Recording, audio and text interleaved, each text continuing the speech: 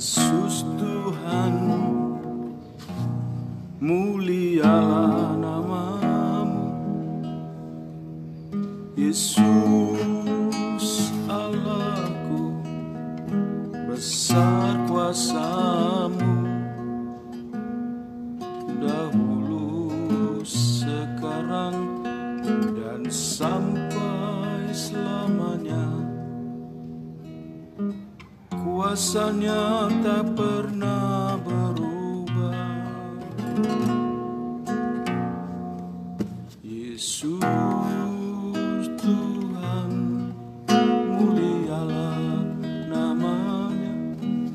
Yesus Allahku, besar kuasanya. Dahulu, sekarang, dan sampai selamanya. Kuasanya tak pernah berubah. Dia sanggup, Yesus sanggup melakukan perkara yang besar. Dia sanggup, Yesus sanggup memulihkan yang terluka, menyembuhkan yang menderita. Dia sanggup memulihkan hidupku.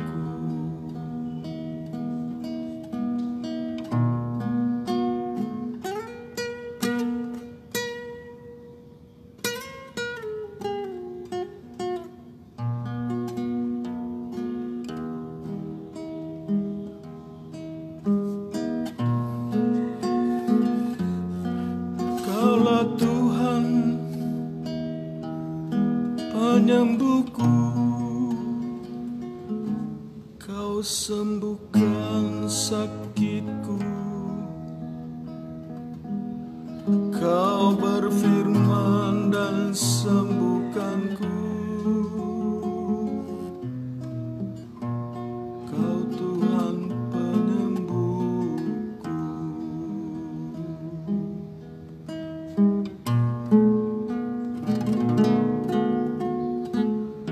Kaulah Tuhan, penyembuhku. Kau sembuhkan sakitku. Kau berfirman dan sembuhkanku.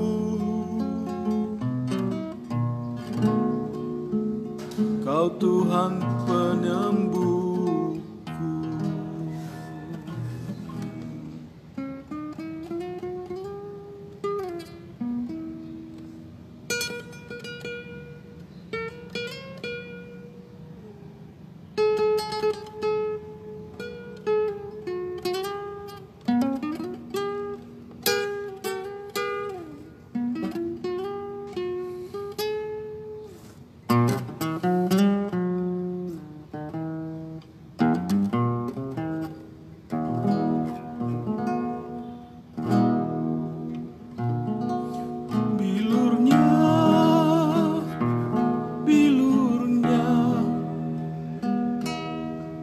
Bilurnya sungguh heran.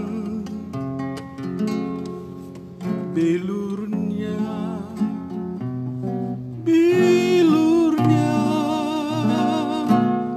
membawa kesembuhan. Asal percaya saja, semua sakit hilanglah. Oleh karena Yesus tertolong.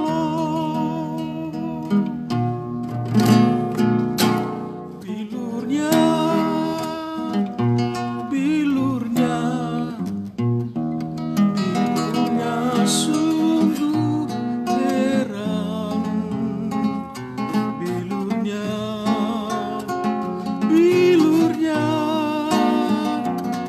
membawa kesembuhan.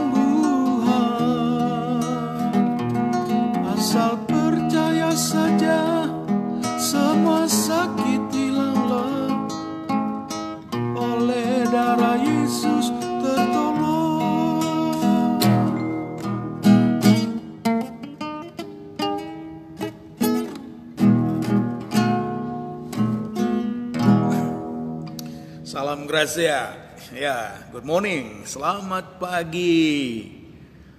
Ya, Horas. Apa artinya Horas ya?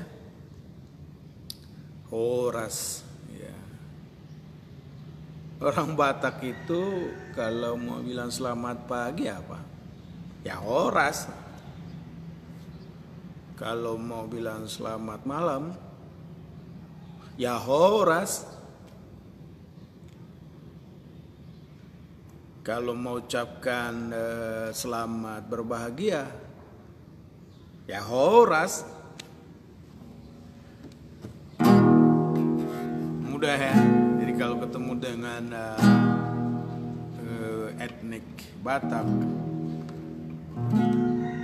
katakan saja Horas.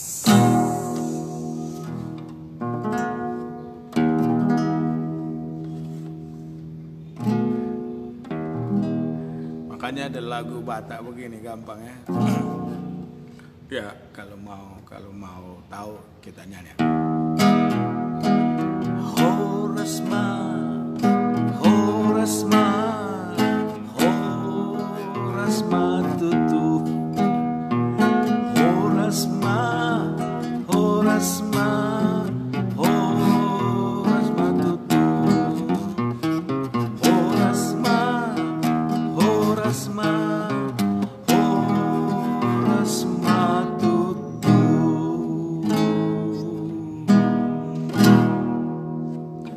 Horas, ya, saya pernah baca-baca dan juga tanya kawan-kawan apa sih artinya Horas. Ternyata sebagian mereka mengucapkan begini atau bilang Horas itu Horas ya. Seperti kalau dulu kalau orang mau memasak ya dipilihnya 3 batu yang agak tajam ya, agak ke atas ya. Lalu orang tua selalu bilang begini ya, kita memasak dan kita harus buat tungku. Jadi bilang sama anaknya, coba kamu cari batu. Lalu dikatakan cari batu yang Horas, batu yang kuat, batu yang kalau dibakar tidak gampang pecah, itu namanya Horas. Kalau mau bangun rumah ya dibilang gini, kalau bangun rumah carilah tiang yang carilah kayu yang Horas ya, yang sudah matang, yang sudah kuat, yang sudah keras. Ya. Jadi inti dari menurut cerita-cerita itu ya, jadi dari Horas itu artinya keras. Ya, kuat seperti batu yang kuat. Kuat seperti kayu yang tidak dimakan oleh rayap. Yang tidak menjadi lapuk walaupun diterpa oleh hujan dan ditiup oleh angin, tetap kuat. Ya lalu ya dulu pernah saya baca cerita bukan cerita Alkitab, bukan cerita Alkitab. Mau nggak dengarkan cerita ini? Kan kamu kadang sudah, kalau cerita Alkitab kan sudah hafal semua, jadi kita cerita yang lain dulu ya.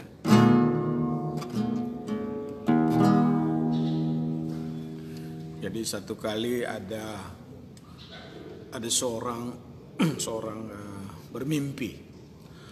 Pernah mimpi nggak? Mimpi itu enak ya.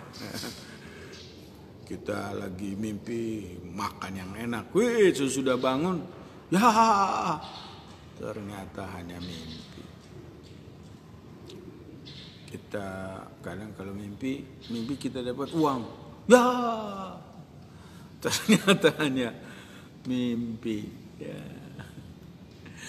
Tapi ya kadang juga ya kita bisa cerita mimpi karena mimpi itu bumbu-bumbu tidur ya. Kalau dari sudut Alkitab, di dalam Alkitab kalau kita dekat sama Tuhan juga satu saat bisa kasih mimpi ya.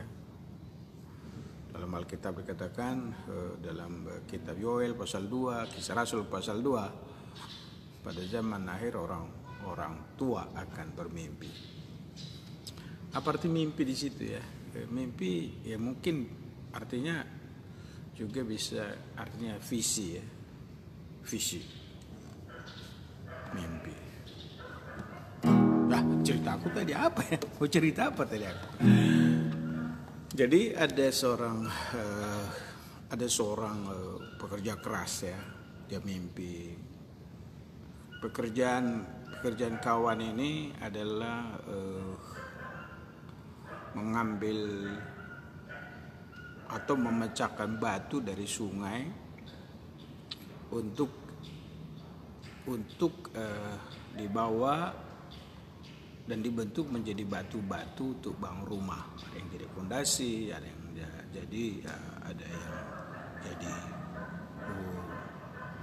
batu cor. Jadi pada waktu dia bekerja memukul batu, tok, ya keringat mengucur, ya. Dia lihat ke atas, aduh matahari panas sekali. Kemudian dia peras keringatnya, dia lihat kadang kulitnya sudah jadi hitam, lalu tangannya pun sudah mulai jadi keras ya. Lalu satu saat pada waktu dia sudah lelah, dia mengasuh beristirahat di bawah sebuah pohon. Pada waktu di sebuah pohon itu dia tertidur, pada waktu dia tertidur bermimpilah dia. Ada seorang yang datang kepada dia dalam mimpi itu, seorang itu yang bisa mengubah kehidupan. Nah, ini ada mimpi. Lalu dalam mimpi itu ketika dia lihat orang itu pribadi itu yang bisa mengubah kehidupan, sambil dia dalam mimpi itu memeras keringat, dia pandang itu orang, dia bilang begini, bagaimana supaya saya bisa mengubah hidup saya ini, supaya saya bisa berubah. Capek kurasa jadi tukang batu, capek, lelah, saya tidak akan merasakan bahagia, punggung merasa pegel, panas, hujan kehujanan, panas kepanasan, tapi hasilnya juga sedikit. Orang kalau sudah bantu, memang mereka bahagia. Batu-batu yang saya ambil juga dibuat jadi istana. Lalu dalam mimpi itu dia lihat ada seorang permaisuri. Ya, permaisuri. Ini permaisuri ini naik kuda. Tok, naik kuda. Dan dia dengan kereta yang berwarna seperti emas. Lalu dalam mimpi itu dia bilang begini, bolehkah kamu mengubah saya? Saya lihat betapa senangnya hidupnya. Dia diiringi oleh dayang-dayang, diiringi oleh para pengawal. Mereka ketawa. Dan rumahnya itu juga ya sebagian batu yang saya ambil. Kalau boleh, bisa nggak aku seperti itu? Ini dalam mimpi, sekali lagi mimpi. Lalu dia bilang, oke, saya ubah kamu jadi. Tiba-tiba dia jadi pangeran. Tok, wish. Semua orang angkat tangan sama dia. Wah. Betapa bahagianya dia. Dan dia kuat bisa menghadapi segalanya. Tapi di tengah jalan ketika dia jadi pangeran, dia lihat, loh, datang hujan. Jadi ketika datang hujan, ini pangeran pun sudah mulai susah. Lalu mereka akhirnya, pangeran itu duduk di sebuah tempat. Oh, lalu mereka mendengar kabut, angin kencang dan terjadi banjir. Lalu pangeran ini bilang begini, ternyata hujan ternyata masih lebih hebat, lebih bahagia dari pangeran. Kita kalah terhadap hujan. Dan juga hujan berubah jadi banjir. Lalu dalam mimpi lagi nih. Lalu dia bilang begini, kalau gitu ubahlah saya jadi hujan lah. Nah, ubah saya jadi hujan. Ya berubah jadi hujan. Sudah berubah jadi hujan. Wah, berubah jadi banjir. Berubah jadi sungai.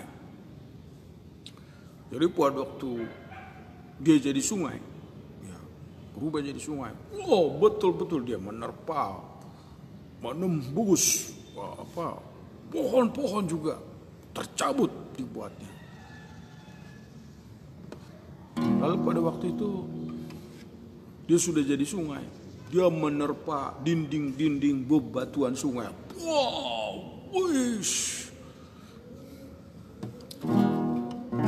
Tapi ketika dia terpa batu, gitu, batu itu kuat kokoh. Lalu dia mulai sadar, masih dalam mimpi, dia sadar, wah, ternyata masih ada lebih kuat dari banjir. Jadi batu kuat, batu cadas yang keras. Jadi kamu maunya apa? Maunya apa kamu? Saya mau jadi batu sajalah, jadi batu yang keras. Betul. Waktu dia jadi batu, datang hujan, ya senyum-senyum. Datang banjir juga, dia juga senyum-senyum. Dia kuat. Kemudian hujan reda. Pada waktu hujan reda, matahari mulai nampak. Batu itu mulai melihat, ada orang membawa palu, ada tukang batu. Lalu tukang batu itu, apa yang akan dibuat oleh tukang batu? Dia mulai ambil tokonya, dia ambil godamnya, pow, dia pecah.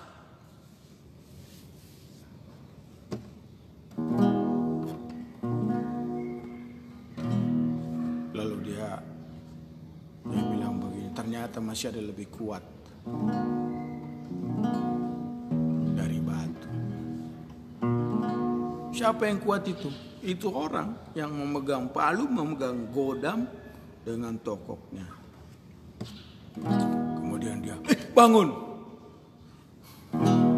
Lalu dia tersenyum. Di dalam hatinya dia bilang begini, tukang batu.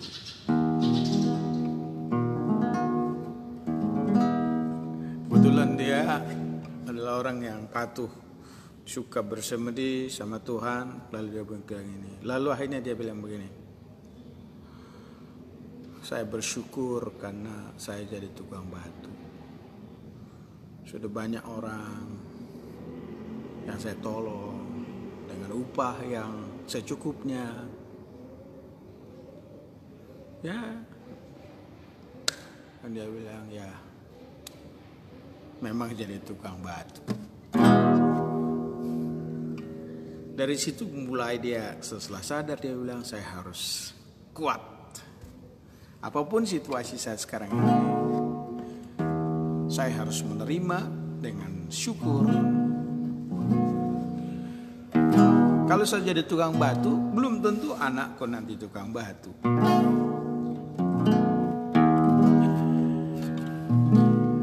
Karena itu dari saya baca ini, saya baca, iya ya. Kadang-kadang manusia itu pengen lebih dari apa yang dia bisa mampu lakukan. Belum tentu, ya. Boleh saja kita berpikir besar, punya mimpi besar, tapi kita harus masuk dari step pertama, step kedua, step ketiga. Harus langkah pertama, langkah kedua, ketiga.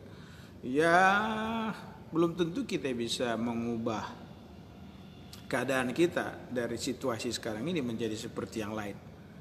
Tapi ya minimal atau maksimal lah kita bermimpi bahwa kita dan keturunan kita akan bisa lebih baik keadaan mereka, atau mungkin juga mereka menjadi, kalau sekarang saya jadi tukang batu, anak saya nanti satu saat jadi pengusaha batu. Ya seperti itu, bertahap kehidupan itu ya. Orang baik menyediakan warisan pada anak-anak. Ya. Karena itu selalu belajar bersyukur aja dah, bersyukur. Apalagi di setengah situasi yang rada-rada membingungkan ini ya. Membingungkan, semua bingung sekarang. Mau buat apa ya? Menghadapi pandemi COVID-19 ini orang bingung. Pemerintah juga bingung.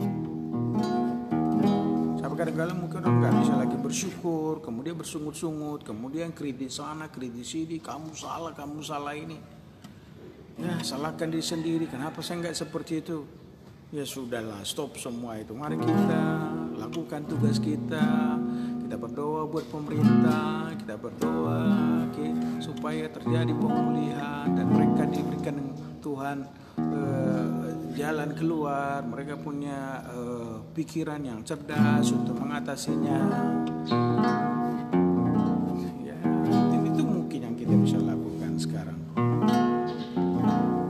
Sambil tentu saja jangan kita lupa bersyukur sama Tuhan. Karena kalau kita masih hidup sampai hari ini itu hanya oleh karena gracia Tuhan, oleh karena kasih karunia Tuhan. Haleluya, ku bersyukur Tuhan. Ku bersyukur Bapa buat kasih setiamu di dalam hidupku. Ku bersyukur Tuhan.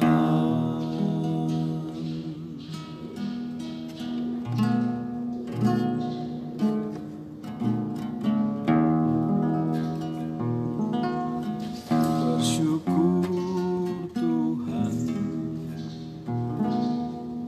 Ku bersyukur Tuhan buat kasih dan setiamu di dalam hidup. Ku bersyukur,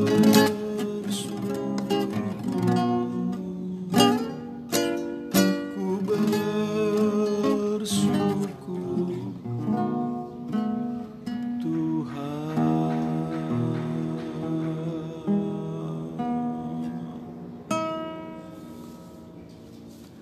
Ya, belajar bersyukur ya jemaat ya, jangan mengeluh. Apa yang kita bisa kerjakan saja sekuat tenaga pada hari ini, dan tetap bersyukur di tengah situasi apapun. Kerjakan ya, jangan jadi stop di rumah, jangan jadi tidak aktif. Kerjakan aja sesuatu. Apa yang bisa dilakukan oleh tanganmu, perbuat aja. Ya, bertindak sebab Tuhan sudah buat kita begitu. Kita bisa bertindak di tengah situasi apapun dan miliki hati yang kuat, hati yang horas ya menghadapi segala sesuatu. Dan Yesus itu kan batu karang yang teguh. Bersandar pada Dia, datang pada Dia, berseru pada Tuhan ya. Karena Dia penolong kita ya. Dan percayalah kamu milik Tuhan. Kamu milik Yesus. Ya Yesus penolong, tiada yang lain. Yesus penolong ya, tidak ada yang lain ya. Jadi apa yang kita lakukan tiap saat? Oke, tadi sudah berdoa pagi, sudah baca Alkitab. Yang tadi saya baca kita Maliaki, hanya 4 pasal ternyata kita Maliaki ya. Nanti saya mau ngomong dari kita Maliaki dulu lah. Nah, kemudian habis itu saya sudah baca firman Tuhan, renungkan, ambil beberapa ayat yang jadi apa teguran Tuhan, apa yang kita belum melakukan dari baca Alkitab, kemudian tindakan apa yang kita lakukan ya, itu namanya diaplikasikan, dilakukan firman itu. Kemudian ya bersyukur, sesudah bersyukur ayo mandi, sesudah mandi, ayo kerjakan sesuatu, maksimal kita kerjakan ya. Ikuti semua petunjuk kesehatan, protokol. Kalau suruh pakai masker ya pakai aja ya. Jangan merasa corona bisa aku makan kau, jangan gitu jangan gitu ya. Tetap jaga, karena atau juga ya minimal bagi ibu-ibu kan masker itu kan mengurangi lipstik. Ya, jadi kerjakan sesuatu dan tetap bersyukur sama Tuhan.